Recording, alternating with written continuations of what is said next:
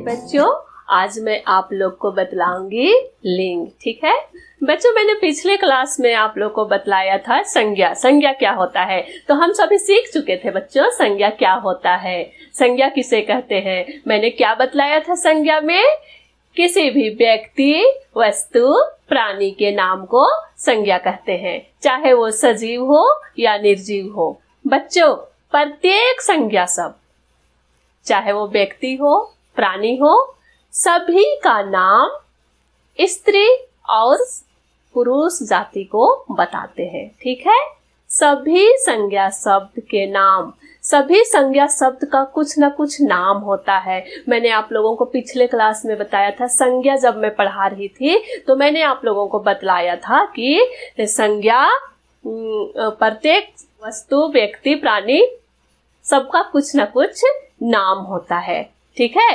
तो इनका नाम हमें स्त्री या पुरुष, सभी के नाम से हमें उसके स्त्री या पुरुष होने का पता चलता है। हमें पता चलता है कि वो स्त्री है या पुरुष है। कहने का मतलब है वो लड़का है या लड़की है, वो नर है या मादा है। अर्थात हम कह सकते हैं पुरुष या स्त्री जाति का ज्ञान कराने वाले शब्द को लिंग कहते हैं। पुरुष और स्त्री के अनुसार ही उनके नाम का लिंग निर्धारण होता है, हम उसका लिंग निर्धारण करते हैं। तो आइए हम लोग लिंग को परिभाषित करते हैं। ठीक है, हम देखते हैं संज्ञा शब्द के जिस रूप से पुरुष जाति या स्त्री जाति का बोध हो उसे लिंग कहते हैं। अर्थात संज्ञा शब्द से हमें पता चलता है कि वो स्त्री है या पुरुष है। ठीक है, वही लिंग है। आइए हम कुछ उदाहरण देखते हैं। ठीक है, जैसे यहाँ पर लिखा हुआ है लड़का, लड़की, मोर, मोरनी, सेठ, सेठानी, पिता, माता। बच्चों, इन शब्दों से हमें पता चल रहा है कि ये पुरुष है या स्त्री। कहने का मतलब ये लड़का है या लड़की है। मोर कहने से हमें कैसा लग रहा है, ये पुरुष है। ठीक है, मोरनी कहने से हमें क्या लग रहा है, ये स्त्री है। सेठ पुरुष है, सेठानी स्त्री है। पिता पुरुष, माता स्त्री। अर्थात इन शब्दों से हमें पता चल जा रहा है कि ये पुरुष जाति के हैं या स्त्री जाति के हैं। ठीक है, तो जिन शब्दों से, जिन संज्ञा शब्दों से हमें पता चलता है कि वो पुरुष जाति के हैं या स्त्री जाति के हैं, उसे हम लिंग कहते हैं। ठीक है, कुछ शब्द ऐसे होते हैं, जैसे अब बच्चों आप बोलेंगे कि मैम दिन स्त्रीलिंग है या पुल्लिंग, रात स्त्रीलिंग है या पुल्लिंग। कुछ शब्द ऐसे होते हैं जैसे दिन, रात। बच्चों, आपको लगेगा कि ये स्त्रीलिंग है या पुल्लिंग है, तो बच्चों कुछ शब्द ऐसे होते हैं जिनको हमें याद करना पड़ता है कि वो स्त्रीलिंग है या पुल्लिंग है। उसे हमें जानना पड़ता है, उस शब्द को हमको पहचानना पड़ता है। जैसे हम कहते हैं कि दिन निकल गया। ठीक है, इस तरह से हम जानते हैं कि दिन क्या है, पुल्लिंग है। बच्चों, हमें दिन को जानना पड़ेगा, उसे रटना पड़ेगा, उसे याद करना पड़ेगा कि दिन पुल्लिंग शब्द है। हम कहते हैं रात हो गई, तो रात को भी हमें पहचानना पड़ेगा कि रात जो है वो स्त्रीलिंग शब्द है। कुछ शब्द ऐसे होते हैं जिसको हमको रटना पड़ता है, याद करना पड़ता है कि वो स्त्रीलिंग है या पुल्लिंग है। ठीक है, जैसे कि हम मोर पुरुष है, हम स्त्री जान रहे हैं मोरनी, सेठ सेठानी। लेकिन दिन के साथ और वैसा कोई मेल नहीं है, रात के साथ वैसा कोई मेल नहीं है, तो कुछ ऐसे शब्द होते हैं मेरे प्यारे बच्चों जिसे हमें रटना पड़ता है। ठीक है, उससे हमको जानना पड़ता है कि वो पुल्लिंग है या स्त्रीलिंग है। जैसे वर्षा,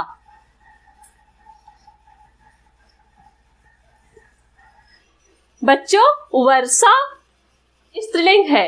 हम हमेशा कहते हैं वर्षा हो रही है, वर्षा हो रहा है हम कभी नहीं कहते हैं। ठीक है, तो वर्षा एक स्त्रीलिंग शब्द है। तो इन सब शब्दों को हमें रटना पड़ता है। ठीक है, कि ये स्त्रीलिंग है या पुल्लिंग है। ठीक है, और बाकी कुछ ऐसे शब्द है जैसे पुत्र पुत्री, बकरा बकरी, घोड़ा घोड़ी, ये सब तो सिंपल है, आप इसे जान जाओगे, शब्दों को देखकर ही जान जाओगे कि ये स्त्रीलिंग है या पुल्लिंग है। ठीक है, पुल्लिंग पुरुष कहने का मतलब लड़का और स्त्री कहने का मतलब लड़की जाति। ठीक है, तो बच्चों अब हम जानेंगे लिंग कितने प्रकार के होते हैं। ठीक है, आइए हम लोग देखते हैं लिंग कितने प्रकार के होते हैं। ठीक है, तो मेरे प्यारे बच्चों लिंग 2 प्रकार के होते हैं, आइए हम लोग देखते हैं। ठीक है, लिंग 2 प्रकार के होते हैं। नंबर 1 पुल्लिंग, नंबर 2 स्त्रीलिंग। ठीक है, आइए अब हम जानते हैं पुल्लिंग क्या है और स्त्रीलिंग क्या है। ठीक है, आइए हम लोग पहले देखते हैं पुल्लिंग। शब्द के जिस रूप से पुरुष जाति का ज्ञान हो उसे पुल्लिंग कहते हैं। ठीक है, कहने का मतलब है कि शब्द के जिस रूप से हमें पता चले, हम जाने कि वो शब्द पुरुष है। ठीक है, तो उसे कहते हैं पुल्लिंग। ठीक है, आइए हम कुछ शब्दों को देखते हैं। लड़का, घोड़ा, पिता, शेर, सेठ। ठीक है, इन शब्दों को देखने से हम जान जा रहे हैं कि ये पुल्लिंग शब्द है। ठीक है, अब देखते हैं स्त्रीलिंग। शब्द के जिस रूप से स्त्री जाति का ज्ञान हो उसे स्त्रीलिंग कहते हैं। अर्थात हमें पता चले, जिस शब्द से हमें पता चले कि वो स्त्री है। ठीक है, आइए हम कुछ शब्दों को देखें। लड़की, घोड़ी, माता, शेरनी, सेठानी। इन शब्दों को देखकर हमें पता चल जा रहा है कि ये स्त्रीलिंग है। ठीक है, तो बच्चों अब तक हमने क्या सीखा? लिंग किसे कहते हैं?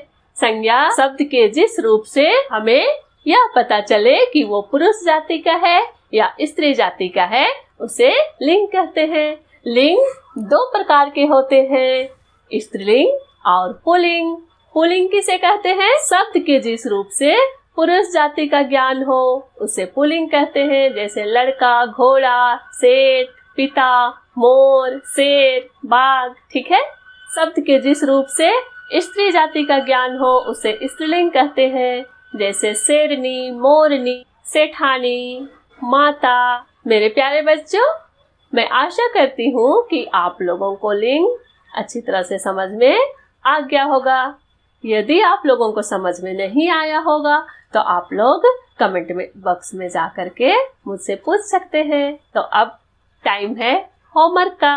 बच्चों, ये है आप लोगों के लिए होमवर्क। नीचे दिए गए शब्द पुल्लिंग है या स्त्रीलिंग लिखिए। राजा, इसके सामने लिखना है यह पुल्लिंग है या स्त्रीलिंग। यदि यह पुल्लिंग है तो यहाँ पुल्लिंग लिखना है और स्त्रीलिंग है तो स्त्रीलिंग लिखना है। युवक, युवक आप लोग को लग रहा है कि पुल्लिंग है तो आप पुल्लिंग लिखिएगा और स्त्रीलिंग है तो स्त्रीलिंग लिखिएगा। ठीक है। नौकरानी, गुड़िया, बालक, लेखिका।